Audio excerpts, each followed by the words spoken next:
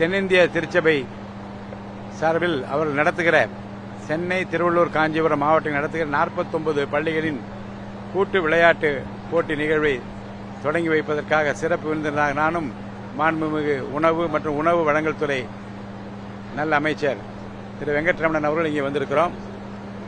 மிக அருமையான ஏற்பாடு. 5000 குழந்தைகள் பங்கு பெறுகிற ஒரு விளையாட்டு நிகழ்ச்சி.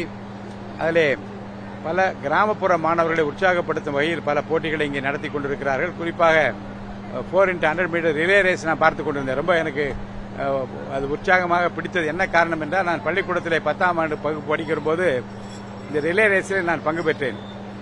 ரிலே ரேஸில் என்ன முக்கியம் என்றால், ஓடுவது முக்கியம். அதை விட அந்த பேட்டன் என்று சொல்லுகிற அந்த கையில் வைத்திருக்கிற கோலை கொண்டு போய் சரியான நேரத்திலே சரியான முறையில் கொடுக்க வேண்டும்.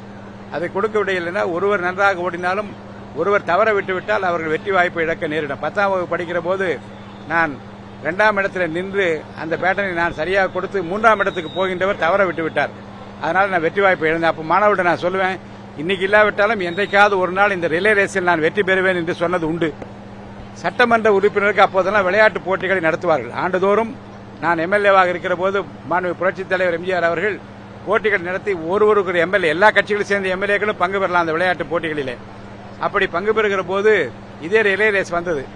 நானும் ஒரு குழுவிலே சேர்ந்து 10ஆம் வகுப்பு படிக்கிற போது எந்த வெற்றி வாய்ப்பை இழந்தேனோ அதே வெற்றி வாய்ப்பை இழக்காமல் அந்த முறையில் போட்டியில் கலந்து கொண்டு 2ஆம் இடத்தை பிடித்து புரட்சித் தலைவர் எம்ஜிஆர் கையாலே அந்த பரிசை ரிலே ரேஸில் வெற்றி பெற்றதற்காக வாங்கிய நினைவுகளை சுமந்து கொண்டுதான் அந்த போட்டியை நான் பார்க்க வேண்டும் என்று நான் விரும்பினேன்.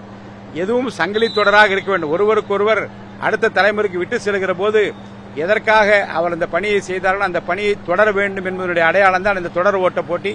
அந்த தொடர் ஓட்ட போட்டியில் தென்னிந்திய திருச்சபை தான் செய்து வருகிற அந்த கல்வி பணியை இன்றைக்கு அடுத்தவர் கையிலே ஒடுத்துவிட்டு தலைமுறையாக செய்து வருகிற பணிகளை நான் நெஞ்சார பாராட்டுகிறேன். இந்த நிகழ்ச்சியில் கலந்து கொள்வது எனக்கு மற்றற்ற மகிழ்ச்சி அளிக்கிறது. வணக்கம்.